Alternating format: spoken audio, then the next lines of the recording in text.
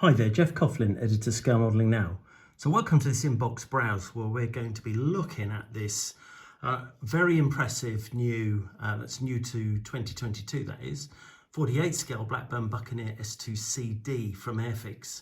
Much anticipated release this.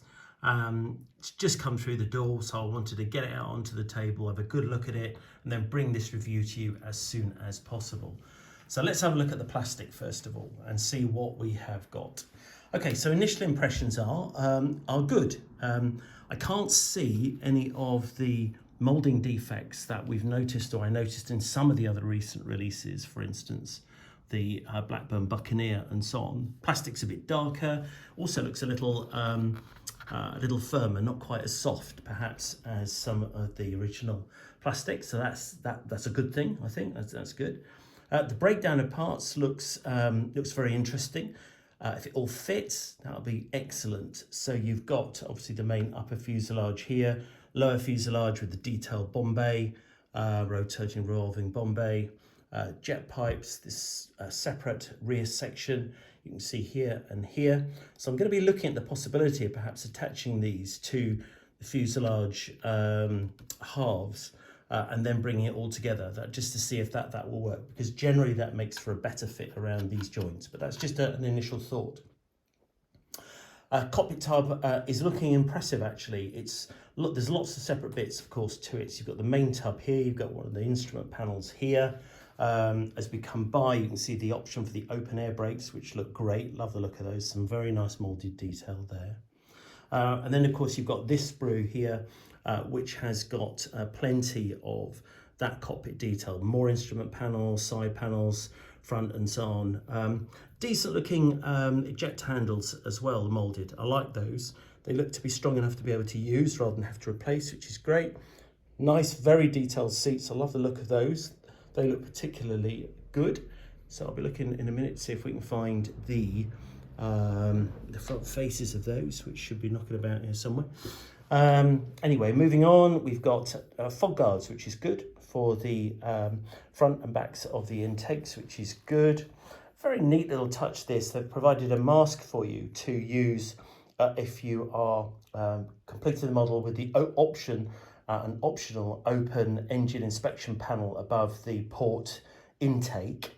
So you can add that while you spray it up, but of course paint and detail the interior of it. Great to see the boarding ladders included too. Clear parts, very nice to see. You've got optional wingtips for those different versions. You've got with and without the MDC detonation cord on the clear parts. Clear parts themselves look good. Yeah, they look okay. They look fine. Separate arrestor hook bay here. Fin tip, Bombay, you can see there. And again, looking at this engraved detail, it's fine, it's recessed. Love these little vortex generators. I think they're very neatly done. Very positive so far. Of course, you get the option as well for a wing fold, which I really like. I think the Buck's one of those aircraft that really looks the business with the wings folded, equally of course. Deployed or lowered, they also can look impressive. So lots of options here for different stores, depending on which version you're going to do. You've got Martel missiles, you've got slipper tanks or not, various bombs, they look like 1,000-pound bombs, I'm not too sure. Without double checking, coming across, a couple of pilot figures or crew figures should you require those. Again, you can see here we've got the rear bulkhead for the cockpit, so there's plenty of detail to go into that cockpit, which I like. That engine with just the area detail that will be visible if you display it with that access panel open. Nice fan blades here on the front of the space. I like the look of those, that they look good.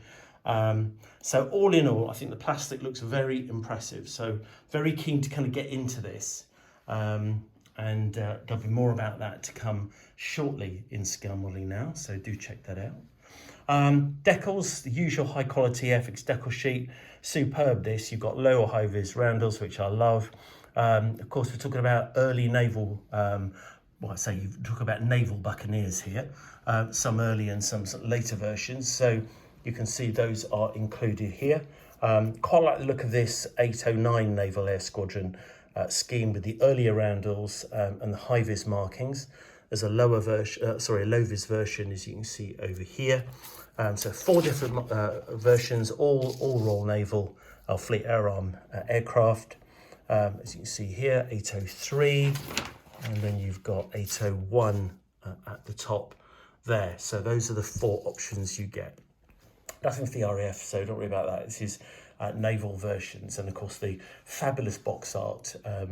Just to come back to that for a second, have a quick look at this. I mean, just check that out. Absolutely awesome. If that isn't going to sell for the kit, I don't know what is. Back again over here, let's have a look at the instruction sheet. Now, I've had a really good look at this. It'll take about 10 minutes to sort of analyse it, and I really like this. So you've got very clear imagery right up front for options A to D, which correspond, of course, with your appropriate scheme that you're building, and depending on which aircraft, which squadron, A to D over here. And that's the main kind of theme here, to decide throughout which sections to refer to, because those are very clearly indicated here by the letters A to D. As you go through, having made your choice, you get various options in terms of what's on offer for scheme A, B, C and D. And you can see here you've got those different fit outs or loadouts with or without slipper tanks and different weapon stores and so on, depending on the age of the aircraft that you're looking to represent. Again, C and D. So there's a sort of a decision to be made early on about that, which I've got no problem with. I think that's very sensible. And then, of course, you've got these this lovely detail here with all these different panels for the cockpit and the seats, as you can see here. And of course, not surprising, you probably get underway fairly early with that. I do think the detail looks exceptional in the kit. So personally, I haven't quite committed to this, but I'm almost certainly going to just give this a complete kit bash almost straight away. I've just finished the Thunderbolt, the Tamiya Thunderbolt. So what I'm going to do is crack on with this straight out the box. I'm actually not going to add anything to it at all, completely out the box, and we can see how that looks. And you'll be able to see too. There we go, the option for those seats, as you can see here. Moving on, all the other different sections, all the internals for those engines, that mask I was telling you about earlier. And just keep an eye out throughout as these different choices that you get from A to D as to where you go. Okay, with those. And then moving on, plenty of clarity about what goes where. It doesn't actually look overly complicated. The engineering in terms of breakdown is perhaps, it's not complicated, but it's sort of involved. So if you follow the instructions, I think it should be fine. However, as I said to you earlier, I am going to just double check this whole fit of this tail section, because just to see whether we can add these halves to the model a bit earlier. But I don't know, we'll have to have a look at that, perhaps because you've got the lateral split top and bottom that might not be possible, so we'll have a look at it. Just hope and pray that the fit is good, because you've got lots of joins there. If it all lines up, happy days, should be great. Detail for the internal bomb bay, if you want to add that, which we will, I think we'll definitely add that, but you don't have to. You can close it all up if you want, and you've got the door to do that should you wish to.